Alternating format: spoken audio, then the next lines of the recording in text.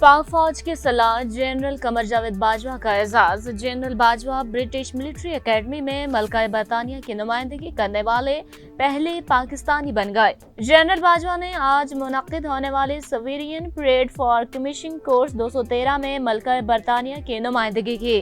सेंडहर्स्ट military academy में मुनक्किद तकरीब में दर्जनों ममालिक के फौजी सरबराहान भी शरीक थे।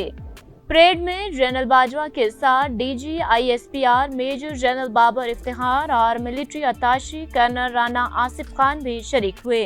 रॉयल मिलिट्री एकेडमी की बुनियाद 1741 में वॉल्च में आर्टिलरी और इंजीनियर की तरबियत के लिए कायम की गई थी। दूसरी जंग अजीम के बाद रॉयल मिलिट्री एकेडमी और रॉयल मिलिट्री कॉलेज को जिम करके रॉयल मिलिट्री एकेडमी सेंडहर्स्ट कायम कर दी गई।